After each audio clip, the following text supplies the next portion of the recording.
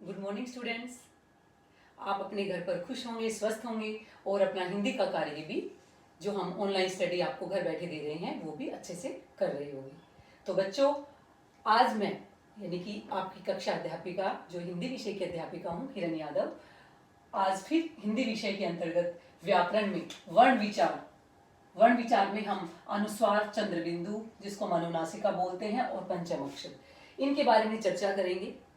तो बच्चों, आप ये तो जानते होंगे कि अनुस्वार जो है वो अनुस्वार, चंद्रबिंदु, अनुनासिका, पंचम अक्षर, ये बेसिक चीजें हैं जो वर्ण विचार के अंतर्गत आती हैं। लेकिन कई बार हमें इन चीजों का ठीक से ज्ञान न होने पर हम बहुत सारी गलतियां कर देते हैं, जो हम हमेशा यानी कि आगे आने वाले समय में भी सारी क्लासेज में करते रहते हैं।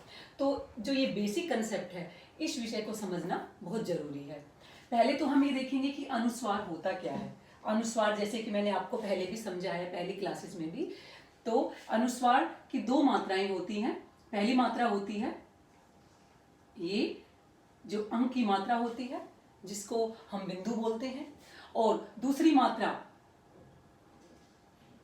चंद्रबिंदु यानी कि ये अनुनासिका जिसको बोलते हैं। और विद्यार्थियों, पंचम अक्षर में भी यही मात्रा आती है जो बहुत कंफ्यूजिंग है। इसी विषय को हम आज डिस्कस करेंगे, आप चर्चा करेंगे, ताकि आपके अंदर कोई कंफ्यूजन ना रहे। तो देखिए, अब आप कहेंगे मैम अनुस्वार, चंद्रबिंदु, अनुनासिका, ये पंचम अक्षर, ये तो हमें पता है, लेकिन बेटा ये बड़े बड़े जो बड़ी क्लासेस में भी जो बच्चे हो जाते हैं उनको भी ठीक से ज्ञान नहीं हो पाता है। तो इसी चीज को हम डिस्कस करेंगे। अब देखो, सबसे पहले जो अनुस्वार है, अनुस्वार का प्रयोग हमेशा संस्कृत शब्दों के साथ होता है। किसके साथ होता है? संस्कृत शब्दों के साथ। यानी कि ये जो हिंदी के जो तत्सम शब्द है उनमें हम अनुस्वार का प्रयोग करते हैं। हिंदी में हम करते हैं, लेकिन हिंदी में जो चंद्रबिंदु होता है, संस्कृत के शब्दों के साथ हम चंद्रबिंदु का प्रयोग करते हैं। कई बार हम क्या करते हैं, जैसे ये है संयम शब्द है,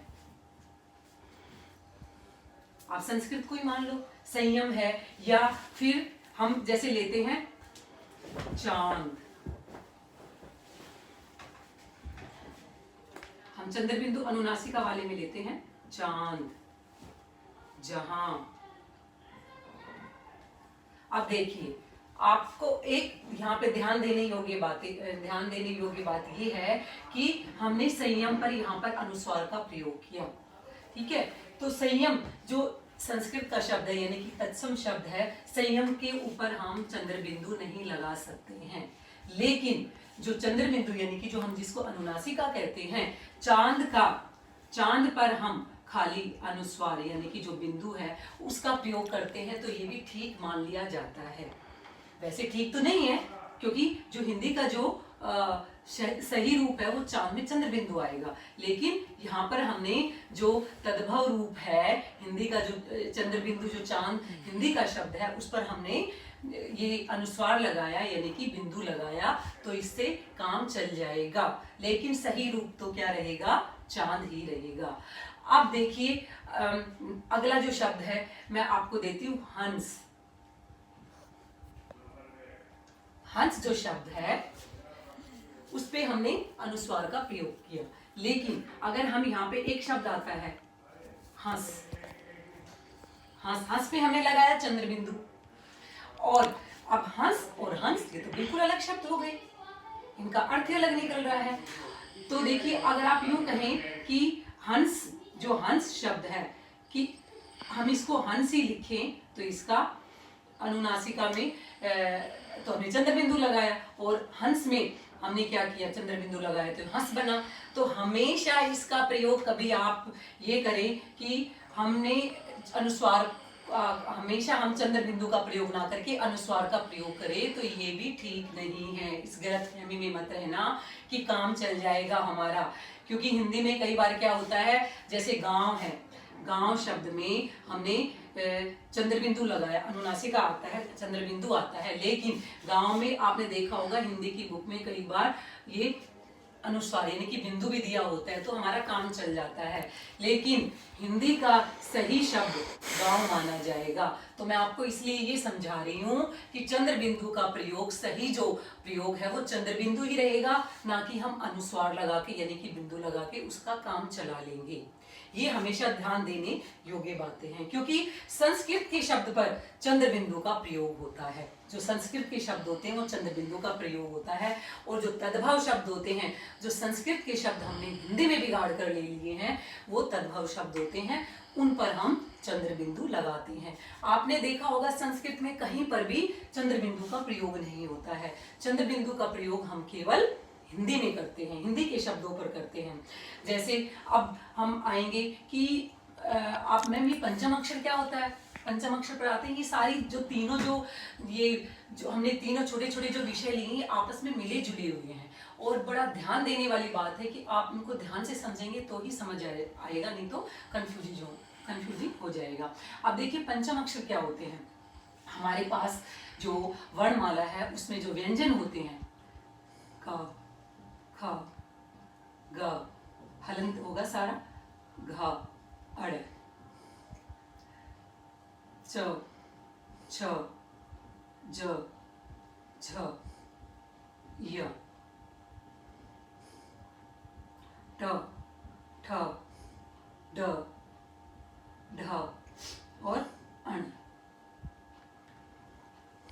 त थ द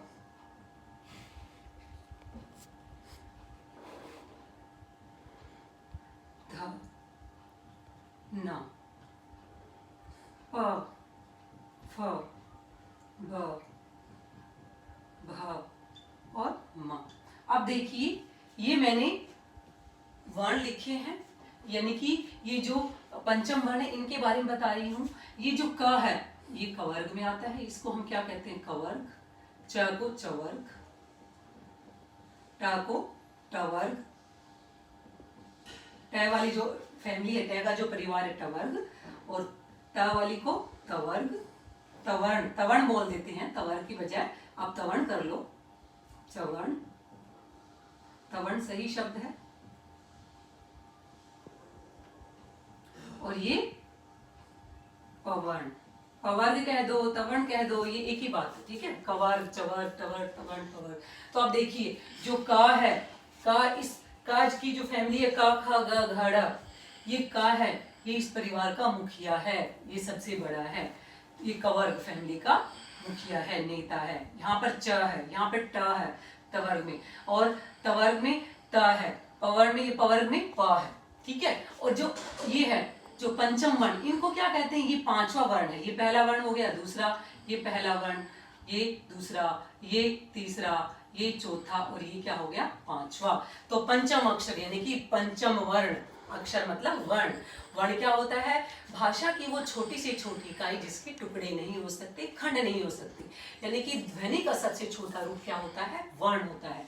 तो ये जो ये अड़ है, ये य है, अण है, न है, म है, ये क्या है? ये पंचम वर्ण है। ये सारे पंचम वर्ण है, और ये बहुत छोटे बच्चे होते हैं। ये कवर्ग, चवर्ग, टवर्ग, तवर्ग, पवर्ग, जो पूरा परिवार है, ये छोटे बच्चे होते हैं। और बच्चे बेटा कैसे होते हैं? बच्चे लापरवाह होते हैं, बेपरवाह होते हैं, उनको किसी चीज की कोई चिंता नहीं होती। वो दूसरों पर निर्भर रहते हैं, जो अपने बड़े हैं उन पर निर्भर रहते हैं। क्या हो रहा है, क्या करना है, घर में क्या आ रहा है, क्या खाना है, कहाँ से होगा, क्या हमारी शिक्षा का क्या होगा, उनको ज्यादा चिंता नहीं रहती है, क्योंकि उनका बचपन ही ऐसा होता है, स्वभाव ही ऐसा होता है। तो जो हमारी जो ये अड़ है, य है, ग है, न, ये मैं क्या है? पंचम वर्ण है। ये बेचारे लापरवाह होते हैं, ये दूसरों पर निर्भर करते हैं। तो देखिए अब मैं इसके बारे में ये बताऊंगी कि जो इसका भी जो ये उच्चारण होता है, ये आपके लिए यही कंफ्यूजिंग है, यही होता है। एक शब्द आता है गंगा। अब आप कहोगे गंगा में तो मैम ये अनुस्वार आ रहा है, ठीक है अनुस्वार आ रहा है, लेकिन पहले गंगा कैसे लिखा जाता था? ग। पहले की जो पुस्तकें होती थी उसमें गंगा ऐसे लिखा जाता था। तो इसमें कौन से पंचम वर्ण का प्रयोग हुआ है? ये हमारी कवर्ग जो फैमिली है, कवर्ग जो परिवार है, ये हमने लिया है। ये गंगा जिसको हम बोलते हैं। एक आता है वांग्मय शब्द, ठीक है। अब जैसे मैं दूसरा शब्द लिखती हूं चंचल,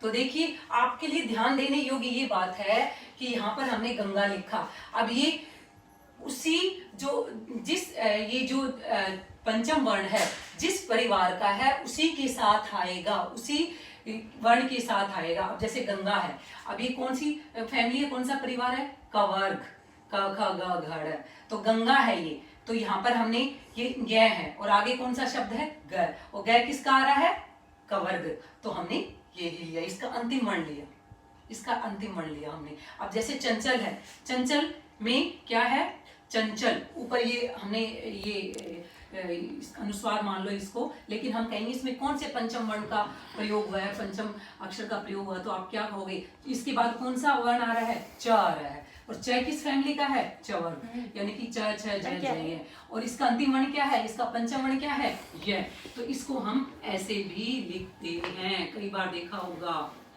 इसको हम ऐसे भी लिखते हैं। अब जैसे मैं लिखती हूँ दूसरा शब्द कंठ, वैसे तो हम आजकल अपनी हिंदी में ऐसे लिखते हैं, लेकिन अगर आपने कहीं पढ़ लिया कि इस तरह से लिखा हुआ है कंठ, तो ये ठीक है। क्यों, अब देखिए च छ ज झ ट ठ ड ढ ण, ये कौन सी फैमिली का है, कंठ, ठ किस में आया है, ये टवर्ग में आया है, और टवर्ग का अंतिम वर्ण क्या है, अण है, तो हमने क्या लिया, कंठ। समझ आया, ये बेटा बहुत ध्यान देने के लिए मैंने आपको ये टॉपिक समझाया है, ताकि आपकी जो बेसिक कंसेप्ट है वो क्लियर हो, और आप हमेशा के लिए इस बात से निश्चिंत रहो कि कहाँ अनुस्वार होगा, कहाँ चंद्र बिंदु होगा, कहाँ पंचम अक्षर होगा। तो देखिए अभी हमें ज़्यादातर बच्चों को ये ज्ञान नहीं होता है कि पंचम वर्ण क्या होते हैं, इसका अंतिम वर्ण क्या होता है, ये जो हमने ये जो गंगा, चंचल, कंठ, वांग में इस तरह के हम शब्द लेते हैं, ये आपके पेपर में आते हैं और पूछा जाता है कि हिंदी की शुद्ध वर्तनी क्या है, या इसमें किस पंचम वर्ण का प्रयोग होगा, किस पंचम अक्षर का प्रयोग होगा। तो बेटा सबसे पहले हम इस बात पर ध्यान देंगे, तो और इस कंसेप्ट को हम क्लियर करते हैं। सबसे पहले हम इसकी परिभाषा लिखेंगे, अनुस्वार की परिभाषा लिखिए, अनुस्वार होता क्या है। अभी मैं थोड़ा सा आपके ये थोड़ा सा रब करती हूँ, बाद में फिर मैं आपके पास आऊंगी तो समझाऊंगी। अब देखिए अनुस्वार क्या होता है, अनुस्वार यानी कि जो हम बिंदु लगाते हैं, अनुस्वार का प्रयोग, अनुस्वार का प्रयोग संस्कृत भाषा के शब्दों,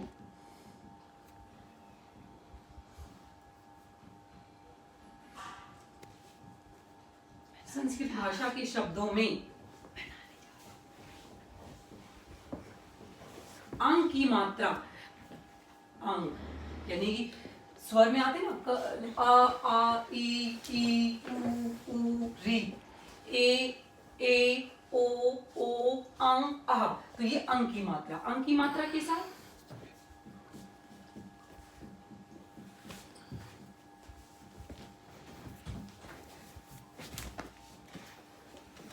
अंग की मात्रा के साथ आता है, और कहाँ आता है कि पंचम अक्षर, सात पंचम अक्षर के लिए जो हमने बताया था पंचम वर्ण या पंचम अक्षर, जो ये अंतिम वर्ण होता है, कवर, चवर, टवर, इनकी परिवार का जो अंतिम वर्ण होता है, पंचम अक्षर के लिए तथा शिरोरेखा, तथा हिंदी भाषा में शिरोरेखा से ऊपर, शिरोरेखा से ऊपर की मात्राओं, ऊपर की मात्राओं के लिए या मात्राओं के साथ प्रयोग होता है, मात्रा के साथ अंग की मात्रा का प्रयोग होता है। अब आप बेटा ये पूछेंगे कि कुछ बच्चों को, एक ज्यादातर को नहीं, कुछ बच्चों को ये अब बताना पड़ेगा कि शिरोरेखा क्या होती है। अब देखिए शिरोरेखा, एक शब्द आया यहाँ पर शिरोरेखा, जो हम अक्षर लिखते हैं, कोई भी, मान लो हमने कोई भी लिखा, हमने लिखा कमल, तो हम कोई अक्षर लिखेंगे तो हम उसके ऊपर एक लाइन लगाएंगे ना, इसको बोलते हैं शिरोरेखा। ठीक है, शिरोरेखा। किसी भी अक्षर को पूरा करने के लिए हम उसके ऊपर हिंदी में मात्रा लगाते हैं, जिसमें हिंदी की जो ये मात्रा होती है ऊपर जो लगाते हैं, ये इसको शिरोरेखा बोलते हैं। जो लाइन लगाई जाती है, लाइन बोलिए इसको, मात्रा नहीं, रेखा लगाई जाती है, इसको हम क्या कहते हैं, शिरोरेखा। तो देखिए बेटा, अब जैसे मैं उदाहरण बताती हूँ आपको, जैसे बहुत सारे शब्द हैं, सबसे पहले शिरोरेखा देखिए। जैसे अब इसमें मैं इसके उदाहरण के अनुसार के, जैसे क्या हो गया, मयंक हो गया, अभी मैंने बताया था, संस्कृत, संयम, पंकज हो गया, हंस हो गया, ये बहुत सारे शब्द मैंने बताए थे, गंगा हो गया, चंचल, कुछ भी ले लीजिए आप, चंचल हो गया। तो बेटा ये क्या है, और जैसे मैं बताऊंगी आपको, माँ, माँ, क्यों,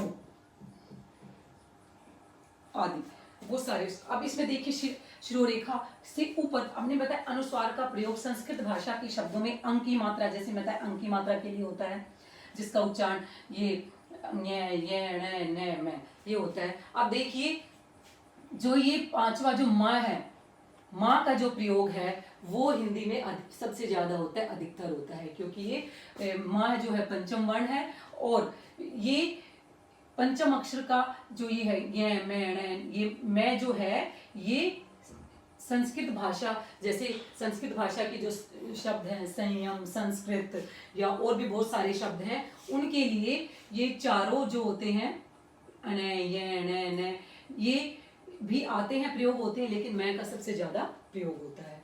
अब देखिए ये जो है शिरोरेखा की मैं बता रही थी, शिरोरेखा से ऊपर वाले शब्द, शिरोरेखा ऊपर वाले शब्द कौन से होंगे, जैसे आ की मात्रा होगी, मात्राओं में ऊपर वाले कौन से और नीचे वाले कौन से। आ की मात्रा के हमने ये लगाया, छोटी की मात्रा के लिए हमने ये लगाया, बड़ी की मात्रा लगती है ये, फिर आती है ऊ की नीचे लगती है, ये जो ई की मात्रा है ये ऊपर लगी शिरोरेखा के ऊपर, छोटी की मात्रा, फिर बड़ी की मात्रा भी ऊपर लगी, छोटे ऊ की मात्रा नीचे लगी, बड़े ऊ की मात्रा नीचे लगी, फिर इसके बाद कौन सी आता है, री की मात्रा आती है, और उसके बाद फिर हम क्या लेंगे, कौन सी मात्रा है, ए की मात्रा ये आएगी, ठीक है, और आई की मात्रा क्या आएगी, आई की हम दो लगाएंगे, ये दो मात्रा आएगी, ओ में एक मात्रा आएगी, और औ में दो मात्रा आती है ये, और अंग जो हम बता रहे हैं अनुस्वार, ठीक है, ये ऊपर आता है, और अहा में ये विसर्ग। अब ये देखिए शिरोरेखा के ऊपर कौन सी मात्रा ऊपर आई है, कौन सी नीचे आई है, तो ये आई छोटी बड़ी,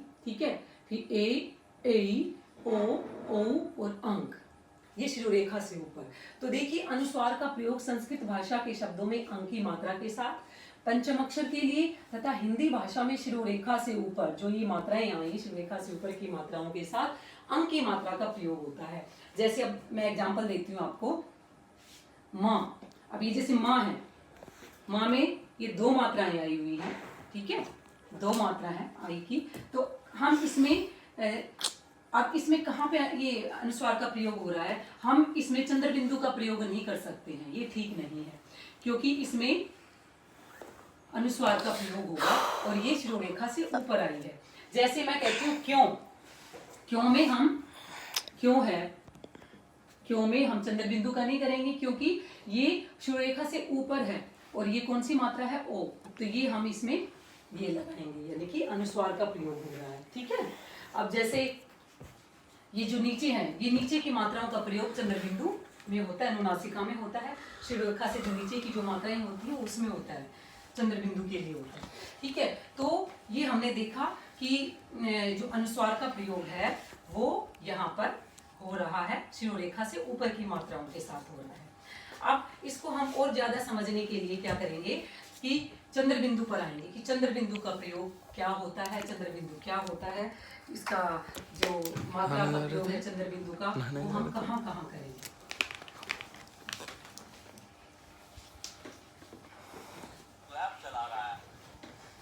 अब देखिए चंद्र बिंदु,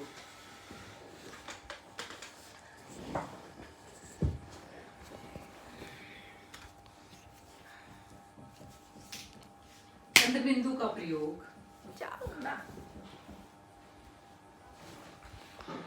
हिंदी शब्दों में 20 मिनट हो गए। आ गया। ओ हिंदी शब्दों में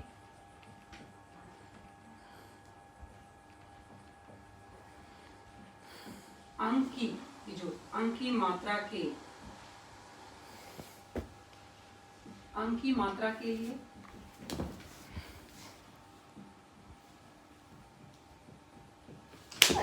अंक की मात्रा के लिए शिरोरेखा से मार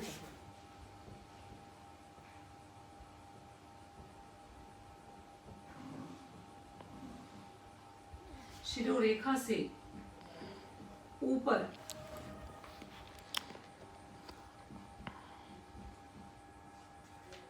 ऊपर वाली मात्राओं के साथ, ऊपर वाली मात्राओं के साथ या ऊपर वाली मात्राओं के लिए होता है।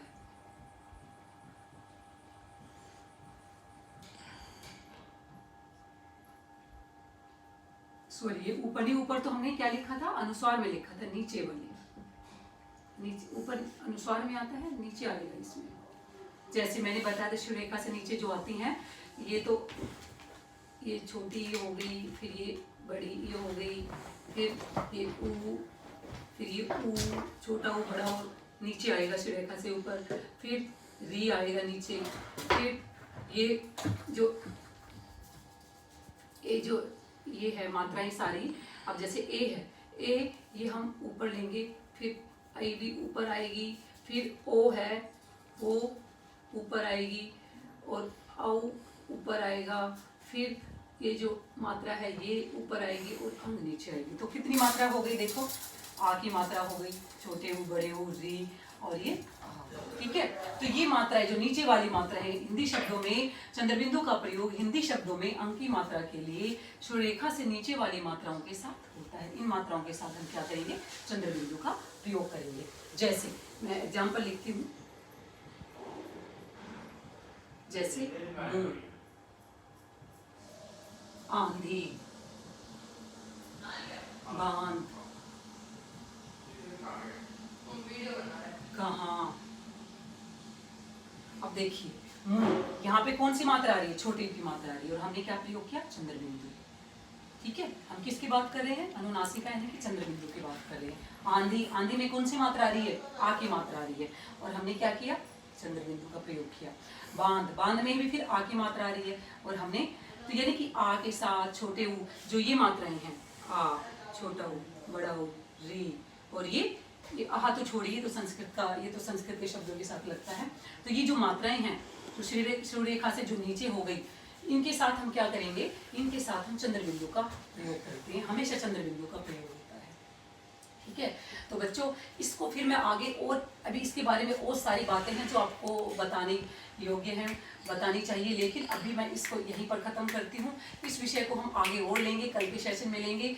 तब तक के लिए, क्योंकि बहुत लंबा हो जाएगा और आपके लिए मुश्किल भी हो जाएगा, तब तक के लिए आप अनुस्वार, चंद्रबिंदु और पंचम अक्षर, यानी कि जो पंचम अक्षर, जो पंचम वर्ण होते हैं, वो लास्ट वाले होते हैं, जिसको हमने बच्चा बताया था, उसके बारे में आप थोड़ा सा ध्यान देंगे। जो मैंने बताया उसको पढ़ेंगे, रिवाइज करेंगे, और शिरोरेखा से संबंधित जो बातें हैं वो भी आपको रिवाइज करनी है। अगले वीडियो में फिर हम इसको आगे लेंगे। तब तक के लिए